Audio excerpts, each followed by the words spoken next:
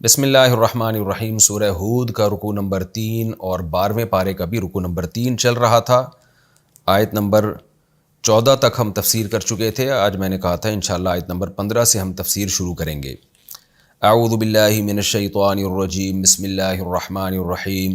من کان یرید الحیاۃ الدنیا وزینتها نوفی الیہم اعمالہم فیہا وہم فیہا لا یبخسون۔ اس سے پہلے والی آیت میں جو مضمون چل رہا تھا وہ یہ کہ یہ لوگ آپ کو تنگ کرتے ہیں، بیہودہ اعتراضات کرتے ہیں کہ نبی پر خزانے نازل کیوں نہیں ہوئے، نبی کے ساتھ کوئی فرشتہ کیوں نہیں ہے۔ تو اے نبی، آپ ان کی باتوں سے تنگ نہ ہوں، کیونکہ آپ نے تبلیغ چھوڑنی نہیں ہے، تو وہ کام بھی نہ کریں جو تبلیغ چھوڑنے کا ذریعہ بنے۔ وہ کام کیا ہے کہ ان کے اعتراضات کو خاطر میں لانا، اس کو ویلیو دینا اور اس کی وجہ سے پریشان ہونا، تو یہ کام نہ کریں آپ۔ اور ایک اعتراض جو یہ کرتے ہیں کہ یہ قرآن گھڑا ہوا ہے، تو اس کا اللہ نے جواب دیا تھا کہ تم بھی اس جیسی 10 صورتیں لے آؤ، پورا قرآن نہیں لا سکتے تو 10 صورتیں لے آؤ۔ اس کے بعد اللہ نے کیا فرمایا کہ اگر یہ نہیں لا سکتے، آپ کے اس دعوے کا چیلنج کا جواب نہیں دے سکتے، تو یقین کر لو یہ اللہ کے علم کے مطابق یہ قرآن نازل ہوا، یہ اللہ کے علم سے نازل ہوا ہے، لوگوں کے علم کا اس میں دخل نہیں ہے۔ اور قرآن کا جو یہ دعویٰ ہے لا الہ الا ہو، اللہ کے سوا کوئی عبادت کے لائق نہیں، اس دعوے کو بھی مان لو۔ اب اللہ تعالیٰ وہ لوگ جو ایمان نہیں لے کر آتے آخرت کے منکر ہونے کی وجہ سے، کیونکہ دنیا کو انہوں نے بہت زیادہ ویلیو دی ہے، یہی تو وجہ ہے نا کہ جس کی وجہ سے اسلام کو فالو نہیں کر رہے، وہ اس دنیا ہی کو سب کچھ سمجھ بیٹھے ہیں، تبھی نہ قرآن میں غور کرنے کی کوشش کر رہے ہیں، نہ قرآن کے دلائل میں غور کرتے ہیں، ٹائم ہی نہیں نکالتے اس کے لیے۔ تو اللہ نے ایک قاعدہ بیان کیا کہ جو دنیا کے لیے محنت کرتا ہے نا، اس کو اجر دنیا میں ہی ملے گا، آخرت میں پھر برباد ہو جائے گا وہ۔ تو جہاں دنیا کے لیے کر رہے ہو، آخرت کے لیے بھی کرو، اور دنیا میں پڑھ کے ایسے غافل نہ ہو جاؤ کہ اللہ کی آیات کو ویلیو ہی نہ دو تم۔ اللہ باتیں کر رہا ہے، وہ تمہیں کچھ بتا رہا ہے، بالکل اس کی مثال ایسے جیسے کوئی بڑا چھوٹے کو سمجھا رہا ہو، اس کے فائدے کی باتیں کر رہا ہو، اور چھوٹا کسی اور کام میں لگا ہوا ہو، تو بڑا کیا کہتا ہے، بھائی تم ادھر بھی تو ویلیو دو نا، میں تمہارا فیوچر بنا رہا ہوں اور تم ابھی گیم کھیلنے میں لگے ہوئے ہو، میں فیوچر کی بات کر رہا ہوں، میں پوری زندگی تمہاری درست کر رہا ہوں۔ تو یہاں بھی قرآن کا یہی انداز ہے۔ اللہ کہتے ہیں من کان یرید الحیات الدنیا، جو دنیاوی زندگی چاہتے ہیں، وزینتہا، اور اسی کی زینت چاہتے ہیں۔ کیا مطلب؟ جو صرف دنیا میں لگے ہوئے لوگ ہیں، ان کو بس دنیا چاہیے۔ نوفی الیہم اعمالہم فیہا، ہم ان کے اعمال کا پورا پورا بدلہ اس دنیا میں ان کو دے دیتے ہیں، وہم فیہا لا یبخسون، اور اس دنیا میں ان کے اعمال کے بدلے میں کوئی کمی نہیں کی جاتی، پورا پورا بدلہ یہاں آپ کو مل جائے گا۔ ٹھیک ہے، آپ دنیا چاہ رہے ہو، آپ کو دنیا مل جائے گی، لیکن یہ یاد رکھو اولئک لیس لہم فی الآخرۃ الا النار، یہ وہ لوگ ہیں آخرت میں ان کے لیے آگ کے سوا کچھ بھی نہیں ہے۔ وحبط ما صنعوا فیہا، اور دنیا میں جو کچھ انہوں نے کیا تھا وہ وہاں جا کے سب باطل ہو جائے گا، کتنے بھی اچھے اعمال کیے ہوں سب برباد ہو جائیں گے۔ وباطل ما کانوا یعملون، اور جو کام وہ کر رہے ہیں وہ بھی باطل ہے آخرت کے لحاظ سے، اس کی کوئی ویلیو نہیں ہے اللہ کی نظر میں۔ یہاں قرآن نے ایک بہت اہم مضمون بیان کیا ہے کہ آج ہم دیکھتے ہیں نا دنیا میں غیر مسلموں کی ترقی اور ان کی ایک اچھی لائف دیکھتے ہیں، ڈسپلن دیکھتے ہیں، صفائی ستھرائی دیکھتے ہیں، ہر فن میں ان کی ترقی دیکھ رہے ہیں، اور اس کی وجہ سے وہ خوب کھا پی بھی رہے ہیں۔ تو قرآن نے یہ بیان کر دیا کہ یہ کیوں ہے، اس لیے کہ وہ دنیا چاہتے ہیں، تو ان کے اعمال کا اچھا بدلہ ہم نے دنیا میں دے دیا، اور اس میں ہم کمی نہیں کرتے۔ دنیا کا اصول یہی ہے کہ جو کرے گا اس کو ملے گا۔ یہاں ایک اشکال ہوتا ہے کہ بعض دفعہ ہم یہ دیکھتے ہیں کہ کافر بھی بعض دفعہ کوئی اچھا عمل کرتا ہے، لیکن اس کا اچھا بدلہ اس کو دنیا میں نہیں ملتا۔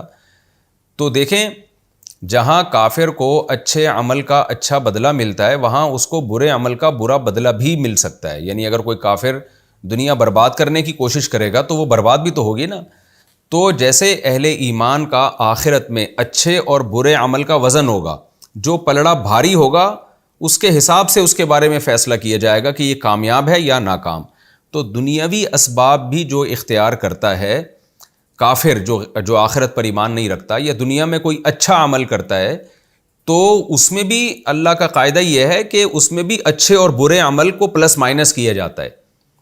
تو عین ممکن ہے جس کافر نے اچھائی کی اور اس کو اچھا بدلہ نہ ملا، ہو سکتا ہے اس نے بہت ساری برائیاں بھی کی ہوں یا بہت ساری ناکامی کے اسباب بھی اختیار کی ہوں، دوسری بات یہ کہ کس کا عمل کتنا اچھا ہے، اس کو کتنا بدلہ ملنا چاہیے، اس کا یہ بھی ہمارے پاس اس کا علم نہیں ہے، یہ علم بھی اللہ کے پاس ہے۔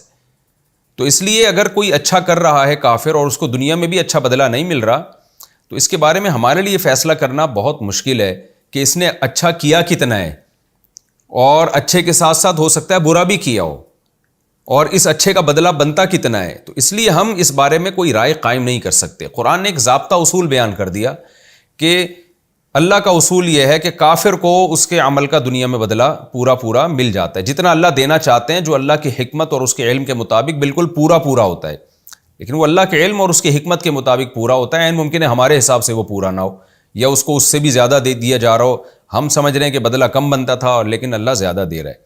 تو اس آیت کا حاصل کیا ہوا کہ کوئی بھی کافر جو آخرت کا متلاشی نہیں ہے، جو دنیا ہی کی زینت چاہتا ہے، دنیا ہی کے در پہ ہے، دنیا ہی کے پیچھے لگا ہوا ہے، وہ اگر کوئی عمل کرتا ہے تو اللہ کے علم کے مطابق اس کا جتنا بدلہ بنتا ہے وہ بدلہ اللہ اس کو پورا دنیا میں ہی چکا دیتے ہیں، اس میں اللہ کمی نہیں کرتے کہ کچھ آخرت میں دے دوں گا میں۔ مسلمان کے ساتھ تو ایسا ہوتا ہے نا، بعض دفعہ پورا بدلہ نہیں ملتا، اس لیے کہ اللہ نے آخرت کے لیے رکھ لیا ہوتا ہے۔ کافر کے لیے آخرت کے لیے اللہ نے کچھ نہیں رکھا، جتنا اللہ نے دینا ہے پورا دنیا میں ہی دے دیتا ہے اس کو۔ اور آج تو ہم کھلی آنکھوں دیکھ رہے ہیں، آج جو لوگ آخرت پر ایمان نہیں رکھتے کیسی دنیا میں ترقیاں کر رہے ہیں، اور ظاہر ہے انہوں نے اس کی محنت کی ہے تو اس کی محنت کا ان کو بدلہ ملتا ہے۔ تو اس میں کافر کو بھی دھمکی ہے اور مسلمان کو بھی تسلی ہے کہ تم ان کی ترقی کو دیکھ کے متاثر نہ ہو، اس لیے کہ ان کے لیے آخرت میں کچھ بھی نہیں ہے۔ اور مسلمان کے لیے ایک عبرت بھی ہے کہ عین ممکن ہے کہ مسلمانوں کی جو دنیا میں تنزل ہو اس کی وجہ بدعمالیاں بھی ہو سکتی ہیں۔ اس پر تو خیر دوسری آیات ہیں جن کا آگے بھی تذکرہ آئے گا، بہت ساری آیات گزر بھی چکی ہیں، لیکن اس کا اس آیت سے بھی اس موضوع کا تعلق نہیں ہے، اس لیے میں اس کو اسکپ کر دیتا ہوں۔ تو خلاصہ یہ نکلا کہ اللہ تعالیٰ دنیا میں کافر کو بہت کچھ دے دیتے ہیں، اور وہ اچھا کرتا ہے تو اس کو اچھا بدلہ دنیا میں مل جاتا ہے، کیونکہ وہ دنیا ہی چاہتا ہے تو اللہ نے اس کو دنیا دے دی ہے۔ تو اس سے مسلمان کو متاثر نہیں ہونا چاہیے، اور کافر کو بھی غرور میں نہیں آنا چاہیے کہ میں کامیاب ہوں۔ کامیاب یہ نہیں ہے، آگے اللہ کہتے ہیں اولئک لیس لہم فی الآخرۃ الا النار، یہ وہ لوگ ہیں آخرت میں ان کے لیے آگ کے سوا کچھ بھی نہیں ہے۔ تو آخرت ملے گی ایمان اور اعمال صالحہ پر۔ وحبط ما صنعوا فیہا، دنیا میں جو کچھ کیا برباد، اور جو عمل کر رہے ہیں وہ بھی برباد ہے، یعنی آخرت کے لحاظ سے وہ بھی باطل ہے، اس پہ کوئی اجر آخرت میں ملنے والا نہیں ہے۔ افمن کان علی بینۃ من ربہ ویتلوہ شاہد منہ ومن قبلہ کتاب موسیٰ اماما ورحمہ۔ اب اللہ بتاتے ہیں کہ کون سے لوگ ہیں جو اس کتاب پر ایمان لے کر آتے ہیں، قرآن پر ایمان لے کر آتے ہیں۔ ایک تو وہ لوگ ہیں جو نبی صلی اللہ علیہ وسلم پر اعتراضات کرتے رہتے ہیں، آپ پر خزانے نازل کیوں نہیں ہوئے، فرشتہ کیوں نہیں ہے، ہم موت کے بعد کیسے زندہ ہو سکتے ہیں، ہم تو بوسیدہ ہڈیاں ہو کے ختم ہو جاتے ہیں۔ تو اللہ نے نبی کو کیا تسلی دی کہ یہ ان کی پرواہ آپ چھوڑ دیں۔ لیکن دوسرے ایک لوگ وہ بھی ہیں کہ جب وہ بات کرتے ہیں تو اس بات کے پیچھے کوئی مضبوط دلیل ہوتی ہے، رب کی طرف سے دلیل ہوتی ہے۔ اس کائنات میں غور کرتے ہیں، اس کائنات کے بنانے والے پہ غور کرتے ہیں، یہ کہتے ہیں خود بخود یہ کائنات بن نہیں سکتی، لو کان فیہما آلہۃ الا اللہ لفسدتا، اگر ایک خدا کے علاوہ اس میں اور بھی معبود ہوتے تو کائنات کا نظام تباہ و برباد ہو جاتا۔ یہ سارے عقلی دلائل میں غور کرتے ہیں تو وہ رب کی طرف سے ایک مضبوط دلیل پر قائم ہوتے ہیں، اور پھر یہ عقلی دلیل کے علاوہ بھی ان کے پاس دلائل ہیں۔ وہ دلائل کیا ہیں کہ خود قرآن ایک دلیل ہے ان کے لیے، وہ قرآن پڑھتے ہیں تو ان کو ایمان میں اور اضافہ ہوتا ہے۔ پھر صرف قرآن نہیں ہے، اس سے پہلے بھی آسمانی کتابیں ہیں، وہ آسمانی کتابیں خود قرآن کے برحق ہونے کی دلیل ہیں، خود پیغمبر کی خوشخبریاں دے رہی ہیں، خود وہ آسمانی کتابیں اس کی علامت ہیں کہ اللہ غافل نہیں ہے، جس نے بنایا ہے اس نے، وہ ہمیشہ سے لوگوں کو گائیڈ کرتا آ رہا ہے۔ تو اتنے سارے لوگ گمراہی پہ جمع نہیں ہو سکتے، اتنے سارے لوگ غلط نہیں ہو سکتے۔ یہ ساری چیزیں مل کے اس میں اسلام کے برحق ہونے میں بہترین قسم کا کانفیڈنس پیدا کر دیتی ہیں۔ تو اللہ فرماتے ہیں اولئک یؤمنون بہ، ایسے جو کانفیڈنٹ لوگ ہیں وہ اس پر ایمان لے کر آئیں گے اے نبی صلی اللہ علیہ وسلم، اور یہ قوم کے اچھے لوگ ہیں، یہ ایمان لے کر آئیں گے، جن میں ابو بکر ہیں، عمر ہے، عثمان ہیں، علی ہیں، اور یہ جو لوگ ہیں جو آہستہ آہستہ ایمان لا رہے ہیں اور بہت سے لا چکے ہیں، یہ قوم کے اچھے لوگ آپ کا ساتھ دیں گے۔ اور یہ آیتیں آج کے بارے میں بھی ہیں، آپ جب بھی حق کی دعوت دیں گے، کچھ آپ کو بیکار قسم کے ملحد لوگ لگیں گے، ملیں گے معاشرے میں، جو ایران توران پھینک رہے ہوں گے، کوئی کسی بات کی ان کے پاس کوئی دلیل نہیں ہوگی، اور ہٹ دھرم ہوں گے, ضدی ہوں گے, لیکن بہت سے ایسے لوگ ہوں گے. کل کسی ملحد کے بارے میں کوئی بحث ہو رہی تھی, تو ایک نے یہ اعتراض کیا کہ بھئی یہ جو بگ بینگ تھیوری ہے نا کہ کائنات دھماکے کے ساتھ بنی ہے, تو ہم کیوں اللہ کو خدا مانیں بھائی؟ وہ جو ایک دھماکہ ہوا تھا وہ ہم اسی کو خدا مان لیتے ہیں نا, وہی اس کائنات کے وجود کا ذریعہ بنا ہے. اب آپ دیکھیں کہ کیسی بیکار قسم کی باتیں ہیں. میں نے ان سے کہا, میں نے کہا بھائی یہ جو دھماکہ خود بخود ہوا تھا یہ تو کریٹڈ ہے نا, جو خدا ہے وہ تو کائنات کے علاوہ کوئی چیز ہوگی نا, جو کریٹر ہے. یعنی آپ گاڑی کو کہہ رہے ہیں کہ مینوفیکچرر بھی یہی ہے اور کریٹر بھی یہی ہے اور بنی ہوئی بھی یہی ہے, تو دھماکہ تو خود ہونے میں کسی دوسری طاقت کا محتاج ہے. وہ کسی انرجی کی بیس پہ اگر وہ دھماکہ ہوا تھا تو انرجی کس نے پیدا کی تھی؟ تو پھر میں نے ان سے کہا کہ مجھے کسی واسطے سے وہ اس ملحد کی خبر پہنچی. میں نے کہا اس ملحد سے یہ کہو کہ سیدھا سیدھا خدا کو مان کیوں نہیں لیتے؟ کیونکہ صرف یہی دلیل نہیں ہے ہمارے پاس کہ یہ کائنات کسی بنانے والے کے بغیر بن نہیں سکتی, صرف یہی دلیل نہیں ہے, ہمارے پاس اور بھی تو دلائل ہیں. قرآن بھی تو ہے, تورات بھی تو ہے, موسیٰ علیہ السلام, عیسیٰ علیہ السلام, ابراہیم علیہ السلام, یہ لاکھوں پیغمبر, اور پھر محمد صلی اللہ علیہ وسلم. اور آج دنیا میں زیادہ تر لوگ انہی پیغمبروں کو مانتے ہیں, یہودی, عیسائی اور اسلام دنیا میں سب سے زیادہ ہے. تو یہ سارے جب کہہ رہے ہیں کہ ایک خدا ہے اور اللہ ہے, اور یہ ایسے ہی کسی بات پہ جمع نہیں ہو گئے, ان کے پیچھے پیغمبروں کی دعوتیں ہیں, آسمانی کتابیں ہیں, تو جو آسمانی کتابوں سے جس کانسیپٹ کی تائید ہو رہی ہے اس کانسیپٹ کو کیوں نہیں مان لیتے, اور فرضی چیزیں کیوں فرض کیے جا رہے ہو؟ تو وہی آیت یہاں قرآن بھی بیان کر رہا ہے کہ بھلا وہ شخص جو اپنے رب کے طرف سے مضبوط دلائل پر قائم ہو, اور صرف دلیل عقلی دلیل نہ ہو اس کے پاس, بلکہ وَيَتْلُوهُ شَاهِدٌ مِّنْهُ, اسی قرآن سے اس کے پاس شاہد بھی موجود ہو, یہ قرآن بھی اسی کے کانسیپٹ کی گواہی دے رہا ہو کہ یہ بندہ ٹھیک ہے. اور پھر صرف قرآن نہیں ہے, وَمِن قَبْلِهِ کتاب موسیٰ, اس سے پہلے موسیٰ کی کتاب بھی ہو, تورات بھی ہو, اماماً, جو امام ہے, رحمتاً, یعنی جس نے لاکھوں کروڑوں لوگوں کو گائیڈ کیا ہے تورات نے. یہودیت کی ایک بہت بڑی دنیا تورات کے پیچھے چلتی آئی ہے ہمیشہ سے, بہت بڑی ایک عیسائی دنیا ہے, دنیا میں سب سے زیادہ آج بھی عیسائی ہیں, وہ تورات کو بہرحال مانتے ہیں, انجیل کو بہرحال مانتے آئے ہیں کہ یہ کتاب ہماری رہبر ہے. تو اتنی بڑی بڑی کتابیں جن کو اتنی زیادہ انسانوں میں مقبولیت ملی, وہ کتابیں بھی گواہی دے رہی ہیں. تو جب وہ بھی گواہی دے رہی ہیں تو اس شخص میں کتنا کانفیڈنس پیدا ہو جائے گا اس بات میں کہ وہ اسلام اور ایک خدا اور وہ اللہ کا وجود اور اس کی توحید یہ برحق ہے, تو وہ کتنا کانفیڈنٹ ہوگا, تو وہ اس پر ایمان لے کر آئے گا, اس کتاب پر بھی, وہ پیغمبر صلی اللہ علیہ وسلم پر بھی ایمان لے کر آئے گا.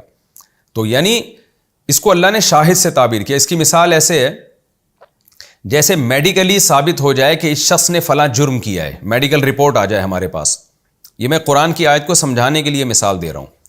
آپ کے پاس رپورٹ سے پتہ چل گیا, میڈیکلی پتہ چل گیا کہ یہ آدمی مجرم ہے, جسم پہ کوئی داغ کا نشان تھا, یا ڈاکٹروں نے تحقیق کی بھئی یہ جرم اس سے سرزد ہوا ہے, کیونکہ جو آدمی یہ جرم کرتا ہے اس میں یہ علامتیں پائی جاتی ہیں, میڈیکلی پروف ہو گیا.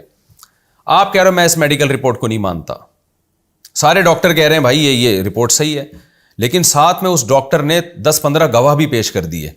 وہ گواہ بھی آ کے کورٹ میں گواہی دے رہے ہیں کہ اس آدمی کو ہم نے جرم کرتے ہوئے اپنی آنکھوں سے دیکھا ہے. تو ایسے موقع پہ وکیل کیا کہے گا جج سے کہ جج صاحب یہ جو مجرم ہے اس کا جرم رپورٹ سے بھی ثابت ہے, جو کہ ایک عقلی دلیل ہے, اور اگر آپ اس رپورٹ کو غلط کہہ رہے ہو تو اتنے سارے لوگ وہ کیسے غلط ہو سکتے ہیں؟ وہ خود کہہ رہے ہیں کہ ہم نے اپنی آنکھوں سے دیکھا ہے. تو یہاں بھی قرآن کہہ رہا ہے کہ وہ شخص جو رب کی طرف سے مضبوط دلیل پر قائم ہے, یعنی وہ اس کے پاس اس کے علاوہ بہت سارے دلائل ہیں, اور ساتھ ساتھ تورات, انجیل اور قرآن جس کو دنیا میں بہت بڑی آبادی فالو کر رہی ہے, وہ بھی ایک ہی مضمون بیان کر رہے ہیں کہ ایک خدا ہے اس کائنات کو بنانے والا, وہ کریٹر ہے, اس کے ساتھ کوئی شریک نہیں ہے. تو یہ دعویٰ غلط کیسے ہو سکتا ہے؟ اس کو کہتے ہیں عقلی دلیل بھی ہے اور نقلی دلیل بھی. نقل کہتے ہیں کہ لوگوں کی گواہی, تو ایک بہت بڑی انسانیت, ایک طبقہ ہے جو گواہی دے رہا ہے, وہ بھی ایک طرف اور عقل بھی ایک طرف. تو یہ دونوں چیزیں مل کے جب ایک بات کے سچا ہونے کی گواہی دے رہی ہیں تو اللہ فرماتے ہیں وہ شخص افا من کانا, بھلا جو اس کنڈیشن پہ ہوگا, تو آگے جواب محذوف ہے کہ وہ کتنا کانفیڈنٹ ہوگا, یعنی کیسا اس کو وہ کیسا پورے اعتماد ہوگا اپنے دعوے کے صحیح ہونے پر. مجھے یاد ہے کہ میں ایک غیر مسلم کی کتاب پڑھ رہا تھا، ایک انگریز نے اسلام قبول کیا، تو اس نے اپنا اسلام کا واقعہ بیان کیا. اس نے کہا کہ میں نے مسلمانوں میں ایک چیز مجھے بہت زیادہ اٹریکٹ کرتی تھی کہ جب بھی میں کسی مذہب والے سے بحث کرتا تھا نا، وہ اپنے مذہب پہ اتنے کانفیڈنٹ نہیں ہوتے تھے، اتنے پر اعتماد نہیں ہوتے تھے. لیکن جب بھی میری امریکہ میں، یو کے میں، کہیں بھی یورپ میں مسلمان سے ٹاکرا ہوتا تھا نا، تو ایک بات مجھے بہت اٹریکٹ کرتی تھی کہ مسلمان اپنے مذہب پہ بہت زیادہ پر اعتماد ہوتے تھے. وہ یہ سمجھتے تھے کہ ہمارے مذہب ہی دنیا میں ٹھیک مذہب ہے، اس بارے میں یعنی وہ کنفیوژن کا شکار نہیں ہوتے تھے. تو یہ ظاہر ہے اس کی وجہ یہی ہے کہ مسلمان کے پاس اپنے مذہب کے برحق ہونے کے دلائل بہت واضح ہیں. تو اللہ فرماتے ہیں اولئک یؤمنون بہ، اے نبی یہ لوگ ایمان لے کر آئیں گے. آج ہمیں بھی اس میں تسلی ہے کہ اس طرح کے لوگ ایمان لے کر آئیں گے. ومن یکفر بہ من الاحزاب، اور لشکروں میں دنیا میں جو مختلف گروپ بنے ہوئے ہیں، ان میں جو بھی اس کا انکار کرے گا، فالنار موعدہ، اس کا وعدہ جہنم کی آگ ہے. فلا تکو فی مریۃ منہ، پس اے مخاطب تو اس قرآن کی طرف سے شک میں مت پڑ، یقیناً یہ اللہ کا کلام ہے. انہ الحق من ربک، یہ برحق ہے تیرے رب کی طرف سے ہے. ولکن اکثر الناس لا یؤمنون، لیکن دنیا میں اکثر لوگ اس پر ایمان نہیں لا رہے ہیں. تو ان لوگوں کے ایمان نہ لانے سے آپ متاثر نہ ہوں. یہ وہ لوگ ہیں جو دلائل میں ذرہ برابر بھی غور کرنے کے لیے تیار نہیں ہیں. ومن اظلم ممن افترى علی اللہ کذبا، اور اس سے بڑا ظالم کون ہوگا؟ کیونکہ قرآن نے بھی وعدہ کیا نا کہ جو اس قرآن کا انکار کرے گا وہ جہنم کے لوگ ہیں. تو ایک اعتراض ہوتا ہے کہ اللہ تو اتنے سے جرم پر اتنی بڑی سزا دے دے گا. تو اللہ کہہ رہے ہیں یہ جو قرآن کا انکار ہے یہ چھوٹا جرم نہیں ہے. کیوں؟ خود سوچو، اس سے بڑا ظالم کون ہوگا جو اللہ پہ جھوٹ باندھ دے. یعنی اللہ کہہ رہے ہیں یہ میری کتاب ہے، یہ میرا کلام ہے، اور یہ کہہ رہے ہیں نہیں. تو اس کا مطلب آپ اللہ پہ جھوٹ باندھ رہے ہیں نا. آپ اللہ کی بات کو نہیں ماننا، یہ اس کی علامت ہے کہ آپ ایک جھوٹ کی نسبت اللہ کی طرف کر رہے ہیں. میں دعویٰ کرتا ہوں یہ کام میں نے کیا ہے، آپ کہتے ہیں یہ نہیں کیا. اس کا مطلب کیا ہے کہ آپ مجھے جھوٹا قرار دے رہے ہیں. تو یہ بھی گویا معاذ اللہ اللہ کو جھوٹا قرار دے رہے ہیں. اللہ فرماتے ہیں اولئک یعرضون علی ربہم، یہ وہ لوگ ہیں جن کو اپنے رب کے سامنے پیش کیا جائے گا. ویقول الاشہاد، اور اس دن گواہ کہیں گے ہؤلاء الذین کذبوا علی ربہم، یہ ہیں وہ لوگ جنہوں نے اپنے رب پہ جھوٹ باندھا تھا. الا لعنت اللہ علی الظالمین، اللہ کہتے ہیں خبردار سنو ظالمین پر اللہ کی لعنت. یہ خبردار کا لفظ کیوں استعمال کیا؟ اس لیے کہ ان کے لیے جہنم کی آگ ہے، تو اللہ ان کو آگ میں ڈالے گا. اس پہ تمہیں اعتراض نہیں ہونا چاہیے. کیوں؟ کیونکہ ان پر تو اللہ کی لعنت ہے، اور جس پر اللہ کی لعنت ہو اس کی سزا آگ کے علاوہ کیا ہونی چاہیے. اس لیے اللہ نے کہا خبردار ہو کے یہ بات سنو. اور پھر یہ وہ لوگ ہیں الذین یصدون عن سبیل اللہ. یہ آگے ان کے جرم کی برائی اور زیادہ بیان کی جا رہی ہے کہ اکثر جو لوگ قرآن کا انکار کرتے ہیں، صرف انکار نہیں کرتے، آگے پھر وہ لوگوں کو روک بھی رہے ہوتے ہیں، وہ فضول بحثوں میں بھی الجھے ہوئے ہوتے ہیں. الذین یصدون عن سبیل اللہ، یہ وہ لوگ ہیں جو اللہ کے راستے سے روکتے ہیں. ویبغونها عوجا، اور پھر اللہ کے راستے میں عیب تلاش کرتے رہتے ہیں. ان کی تھنکنگ نیگیٹو ہے، نیگیٹیوٹی پھیلا رہے ہیں معاشرے میں. آپ نے دیکھا ہوگا نا کچھ لوگ نیوٹرل ہو کے تحقیق کرتے ہیں، کچھ کیا کرتے ہیں کہ بس جہاں یعنی وہ کچھ نہ کچھ تلاش کرتے رہتے ہیں اور بات کا بتنگڑ بناتے رہتے ہیں. تو بالکل یہ آیتیں آج اسلام دشمنوں پہ صادق آ رہی ہیں کہ اللہ کے راستے میں یعنی اسلام میں عیب تلاش کرتے رہتے ہیں بیٹھ کے. وہی آپ دیکھیں 1400 سال سے ایک ہی جیسے اعتراض، جب کچھ ملتا نہیں ہے تو وہی عیب تلاش کرنا کہ یہ نبی نے اتنی کم عمر سے نکاح کیوں کیا، نبی نے اتنی شادیاں کیوں کی، اور اسلام میں باندیوں کا کیا نظام ہے، اسلام تو جہاد سے تلوار سے پھیلا ہے. اس طرح کی وہی 4-10 جو ہے نا گھما پھرا کے جن کے جوابات بہت ہی تشفی کے ساتھ ہر دور کے مسلم اسکالرز دے چکے ہیں. بہت سو کے اعتراضات کے جواب تو قرآن دے چکا ہے. لیکن وہی جب کچھ ملتا نہیں ہے تو بس جو بھی ایسا ملے نا جس سے عوام کو بیوقوف بنایا جا سکتا ہے فوراً وہ چیزیں اٹھا لیتے ہیں. اور آج ہر اہل باطل کا یہی کام ہے کہ کھینچا تانی کر کے دائیں بائیں جا کے نا وہ کہیں نہ کہیں سے بس عیب تلاش کر رہا ہوتا ہے. وہ یہ نہیں دیکھ رہا ہوتا کہ آپ اگر نیوٹرل ہو کے تحقیق کر رہے ہیں تو خوبیاں بھی تو دیکھو نا. آپ جو عیب آپ کو عیب نظر آ رہا ہے فرض کر لو کہ وہ عیب ہے تو خوبیاں بھی دیکھو کتنی ہیں. اور عین ممکن ہے جو عیب آپ کو عیب نظر آ رہا ہے ذرا آپ تھوڑی سی تحقیق کرو، پازیٹیو تھنکنگ میں اگر آپ سوچو اور نیوٹرل ہو کے سوچو تو آپ کو پتہ چل جائے گا کہ وہ عیب بھی عیب ہے نہیں. وہ آپ کو لگ رہا ہے کہ وہ ایک اسلام میں ایک عیب ہے، حقیقت میں وہ عیب نہیں ہے. تو اللہ کہتے ہیں یہ عیب تلاش کرتے رہتے ہیں. وجہ کیا ہے؟ وَهُمْ بِالْآخِرَةِ هُمْ كَافِرُونَ، یہ لوگ آخرت کے منکر ہیں.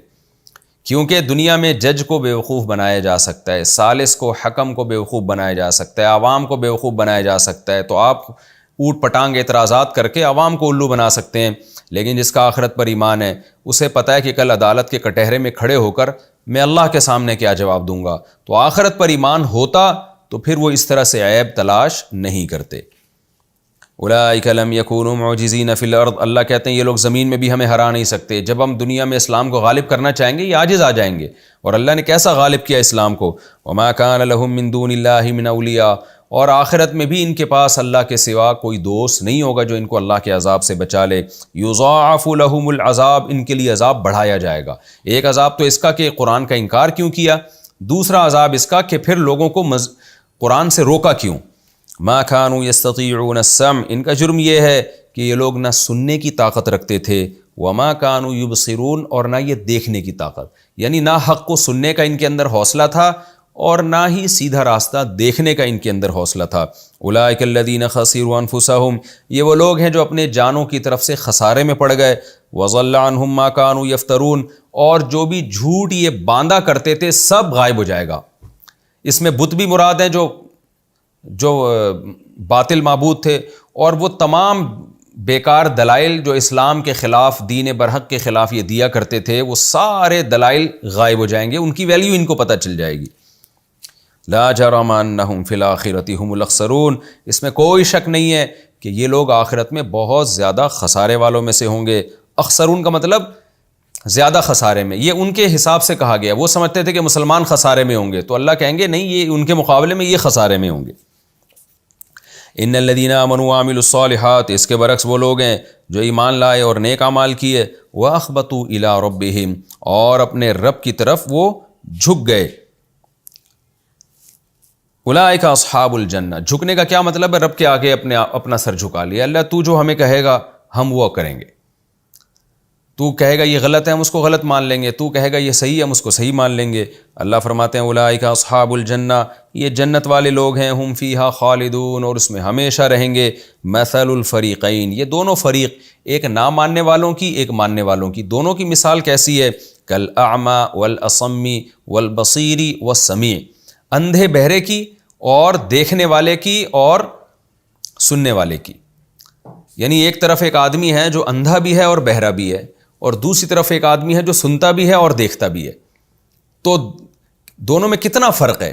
تو اللہ کہتے ہیں یہی فرق ہے ان لوگوں پر جو ان دلائل کو سن کر ایمان لاتے ہیں اور جو ان دلائل کو اگنور کر دیتے ہیں۔ تو یہ اندھے اور بہرے کی مثالیں ان کی، هل یستویان مثلا، کیا دونوں مثال میں ایک جیسے ہو سکتے ہیں؟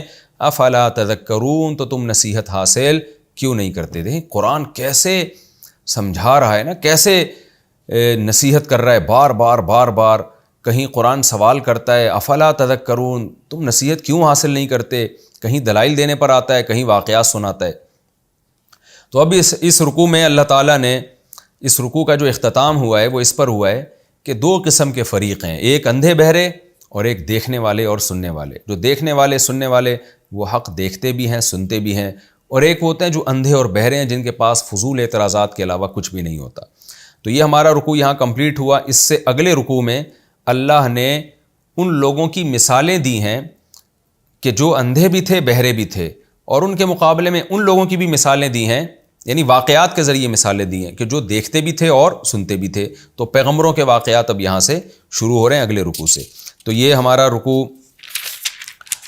سورہ ہود کا رکوع نمبر 3 اور 12ویں پارے کا رکوع نمبر 3، یہ رکوع الحمدللہ ہمارا کمپلیٹ ہوا۔ اس کا میں 2 منٹ میں خلاصہ مختصر پیش کر دیتا ہوں۔ اس رکوع کی ابتدا یہاں سے ہوئی تھی کہ اللہ نے انسان سے شکایت کی کہ جب اسے کوئی مصیبت پہنچتی ہے تو مایوس ہوتا ہے، نعمت پہنچتی ہے تو اترانے لگتا ہے۔ تو یہ حالت ہے انسان کی، حالانکہ ہونا یہ چاہیے جو نیک لوگ ہیں وہ کیا کرتے ہیں، مصیبت پہنچتی ہے تو صبر کرتے ہیں اور نا امید نہیں ہوتے، اور خوشی پہنچتی ہے تو اللہ کی طرف نسبت کرتے ہیں، اتراتے نہیں ہیں وہ۔ تو ایسے لوگوں کے لیے اللہ نے خوشخبری سنائی۔ دوسری بات یہ ہے کہ نبی صلی اللہ علیہ وسلم کو تسلی دی گئی ہے کہ آپ اپنا سینہ تنگ نہ کیا کریں ان کے فضول اور لغو اعتراضات کی بنیاد پہ، ایسا نہ ہو، اس سے ایسا لگتا ہے جیسے آپ نے تبلیغ چھوڑ دینی ہے، تو ظاہر ہے آپ نے تبلیغ نہیں چھوڑنی، تو وہ کام بھی نہیں کرنا جو تبلیغ چھوڑنے کا ذریعہ بنے۔ ان کے فضول اعتراضات کو ویلیو نہ دیا کریں، اور یہ جو ایک اپنے خیال میں بڑا معقول اعتراض کرتے ہیں کہ یہ قرآن گڑھ لیا ہے، تو ان سے کہیے کہ تم بھی ایسا قرآن لے آؤ، پورا نہیں لا سکتے 10 صورتیں اس جیسی لے آؤ۔ اور پھر اللہ نے بتایا کہ یہ ساری باطل پرستی کی اصل وجہ دنیا پرستی ہے، دنیا پرستی میں مشغول ہو کر آخرت پر ایمان نہیں لے کر آتے اور اسلام کو سمجھنے کی کوشش نہیں کرتے۔ اس کے بارے میں اللہ نے بتایا کہ دنیا کے لیے جو کرے گا اس کو دنیا میں اجر دوں گا، لیکن یاد رکھنا آخرت میں اس کا کوئی حصہ نہیں ہے۔ تو دنیا تو دار فانی ہے، ایک دن ختم ہو جائے گی اور ایک دن آخرت آئے گی۔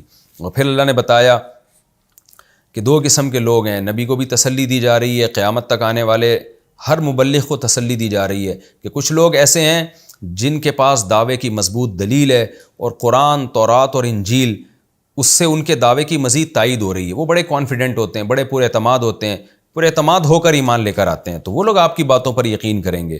اور کچھ لوگ ایسے ہوتے ہیں ان کے پاس کوئی بنیاد نہیں ہوتی اپنے دعووں کی، وہ باطل لوگ ہیں اور ان کے لیے جہنم کی آگ ہے۔ کیوں؟ اس لیے کہ انہوں نے اللہ پہ جھوٹ باندھا تھا۔ پھر اللہ نے بتایا کہ دونوں فریقوں کی مثال نابینا اور بہرے کی ہے، اور ایک کی مثال اس شخص کی طرح جو دیکھتا بھی ہے اور سنتا بھی ہے۔ تو سوچ لو کس گروپ میں اپنے آپ کو، کس گروہ میں اپنے آپ کو شامل کرنا چاہتے ہو۔ یہ ہمارا رکوع الحمدللہ کمپلیٹ ہوا۔ اب ہم سورہ ہود کا رکوع نمبر 4 شروع کرتے ہیں اور 12ویں پارے کا بھی رکوع نمبر 4 شروع کرتے ہیں۔ حسب معمول اس رکوع کا مختصر لفظی ترجمہ، پھر انشاءاللہ اس کی میں لفظی ترجمہ گرامر کے ساتھ، پھر انشاءاللہ میں اس کی تفسیر کی طرف جاؤں گا۔ اعوذ باللہ من الشیطان الرجیم، بسم اللہ الرحمن الرحیم۔ وَلَقَدْ أَرْسَلْنَا نُوحًا إِلَىٰ قَوْمِهِ۔ ویسے مسئلہ یہ ہے کہ جب پہلے سے تلاوت چلتی آ رہی ہو نا تو پھر صرف بسم اللہ پڑھنی چاہیے۔ اعوذ باللہ اس وقت قرآن کی تلاوت میں پڑھنی چاہیے جب بالکل ابتدا سے آپ قرآن کی تلاوت شروع کریں، یعنی اس سے پہلے کوئی اور کام کر رہے ہوں پھر جب قرآن کی تلاوت شروع کریں۔ تو بسم اللہ الرحمن الرحیم۔ وَلَقَدْ أَرْسَلْنَا نُوحًا إِلَىٰ قَوْمِهِ، تحقیق ہم نے بھیجا نوح کو ان کی قوم کی طرف۔ انی لکم نذیر مبین، کیا کہا نوح نے؟ بے شک میں تمہارے لیے ڈرانے والا ہوں، مبین واضح طور پر۔ اللہ تعبدوا الا اللہ، کیا پیغام لے کر آیا ہوں کہ عبادت مت کرو سوائے اللہ کی۔ انی اخاف علیکم عذاب یوم علیم، میں تم پہ ڈرتا ہوں ایک ایسے دن کے عذاب سے جو بڑا دردناک ہوگا، بڑا دردناک عذاب تمہارے اوپر آ سکتا ہے۔ فقال الملأ الذین کفروا من قومہ، کہا سرداروں نے جو نوح علیہ السلام کی قوم میں سے کافر تھے، ان سرداروں نے کیا کہا؟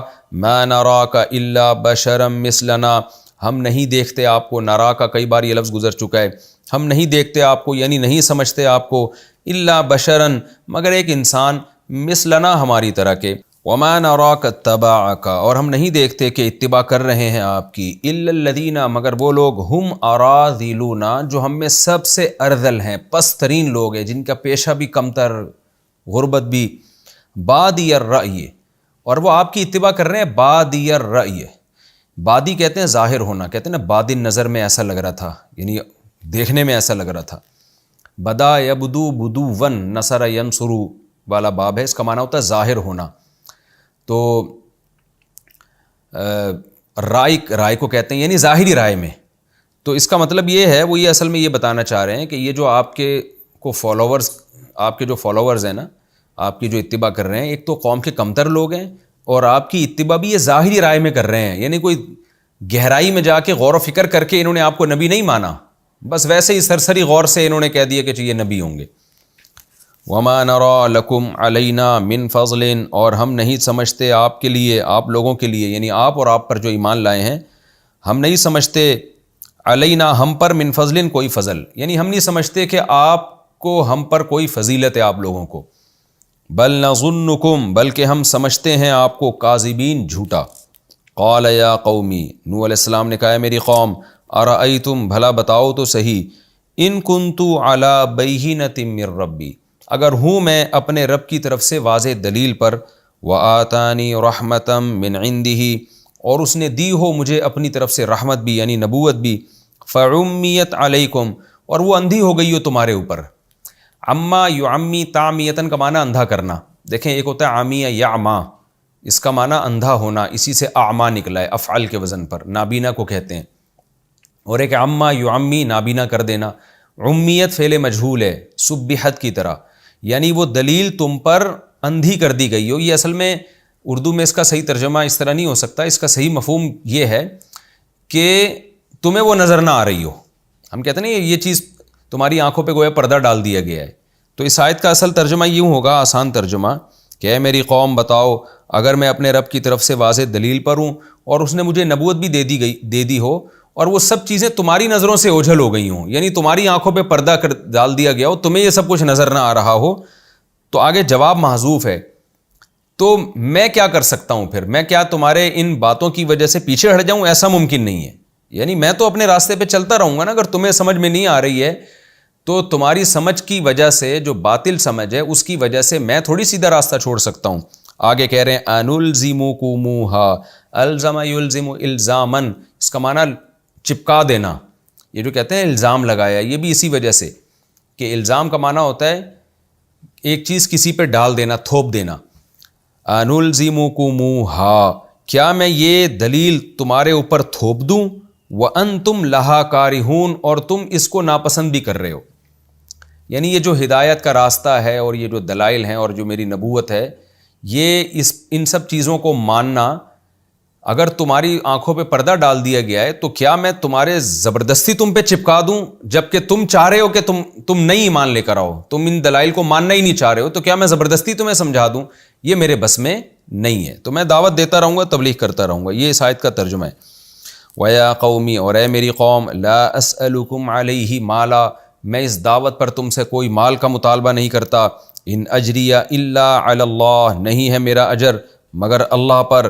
وما انا، اور نہیں ہوں میں، بطارد، با زائدہ ہے، طارد الذین کفروا، طارد طرد یطرد، تردن کا معنی ہوتا ہے دھتکار دینا، طارد قاتل یا ضارب کی طرح اس میں فاعل ہے، طارد الذین آمنوا، اور جو ایمان لانے والے لوگ ہیں میں ان کو اپنی مجلس سے بھگا بھی نہیں سکتا۔ انہم ملاقو ربہم، بے شک یہ لوگ اپنے رب سے ملاقات کرنے والے ہیں۔ ولیکنی اراکم، لیکن میں سمجھتا ہوں تمہیں، قومن، ایسی قوم، تجہلون، کہ تم جہالت کی باتیں کر رہے ہو، جہالت کے کام کر رہے ہو۔ ویا قومی من ینصرنی من اللہ، اور اے میری قوم بھلا بتاؤ کون ہے جو میری مدد کرے گا اللہ سے؟ ان طردتہم، اگر میں ان کو دھتکار دوں گا، اپنی مجلس سے نکال دوں گا، تو میری اللہ سے کون مدد کرے گا؟ یعنی اللہ مجھے عذاب دے گا تو کون بچائے گا مجھے؟ افلا تذکرون، تو تم نصیحت حاصل کیوں نہیں کرتے؟ ولا اقول لکم، اور میں نہیں کہتا تم سے، عندی خزائن اللہ، میرے پاس اللہ کے خزانے ہیں، ولا اعلم الغیب، اور نہ میں غیب جانتا ہوں، ولا اقول انی ملک، اور نہ میں یہ دعویٰ کرتا ہوں کہ میں فرشتہ ہوں، ولا اقول، اور نہ میں یہ کہتا ہوں، للذین، ان لوگوں کے بارے میں، تزدری اعینکم، جن کو تمہاری نگاہیں کمتر سمجھتی ہیں، ذلیل سمجھتی ہیں، یعنی جو تمہاری نگاہوں میں پس لوگ ہیں۔ ازدرا، یزدری، ازدران کا معنی بھی یہی ہوتا ہے، رسوا کر دینا، ذلیل سمجھنا، یعنی تمہاری آنکھیں جن کو کمتر سمجھ رہی ہیں، تم جن کو برا سمجھ رہے ہو، ان کے بارے میں یہ بھی نہیں کہہ سکتا لن یؤتیہم اللہ خیرا، کہ اللہ ہرگز ان کو خیر نہیں دے گا، جیسے کہ تم کہہ رہے ہو۔ تفسیر میں انشاءاللہ اس کی ڈیٹیل آئے گی۔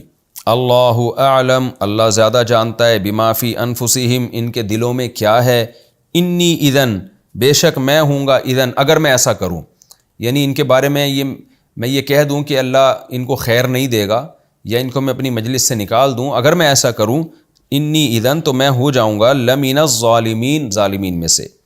قالوا یا نوح، قوم کہنے لگی اے نوح، قد جادلتنا، تحقیق تو نے بڑا جھگڑا کر چکا ہے ہم سے۔ جادل یجادل مجادلتن، عام طور پر ڈیبیٹ میں جو جھگڑا ہوتا ہے نا اس کو کہا جاتا ہے۔ جادلتا، تو نے جھگڑا کیا ہے نا ہم سے، فاکثرت جدالنا، ہمارے جھگڑے کو تو نے بہت بڑھا دیا ہے، یعنی بہت طویل جھگڑا ہو گیا ہمارا اور تیرا، ایک ہی بات تو کیے جا رہا ہے، ہم اس کا جواب دیے جا رہے ہیں، تو اس میں یہ بہت لمبا ہو گیا حساب کتاب، بہت طویل عرصے سے یہی کام ہو رہا ہے۔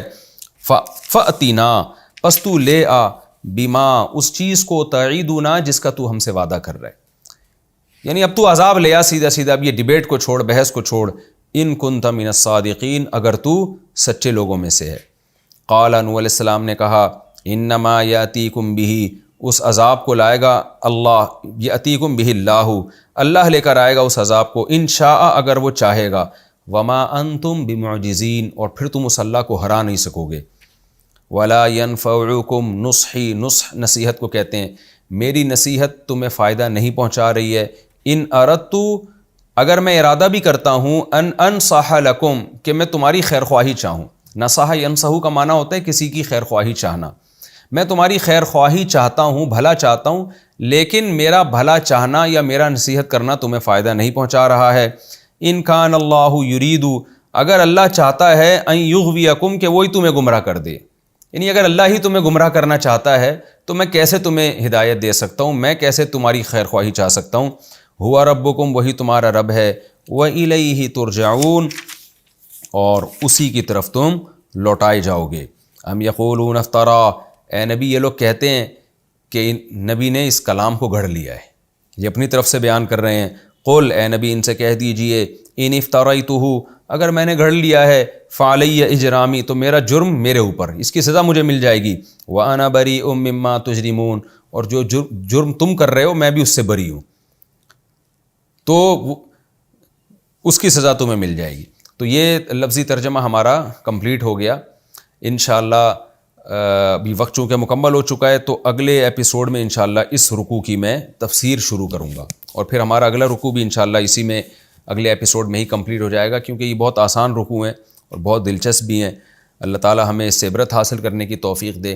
تو اگلے ایپیسوڈ میں انشاءاللہ ہم سورہ ہود کا رکوع نمبر 3 اور 12ویں پارے کا رکوع نمبر 3، یہ رکوع اس کی تفسیر انشاءاللہ ہم اسٹارٹ کریں گے۔ اللہ تعالی ہمیں سمجھنے کی اور عمل کرنے کی توفیق عطا فرمائے۔ وما علینا الا البلاغ۔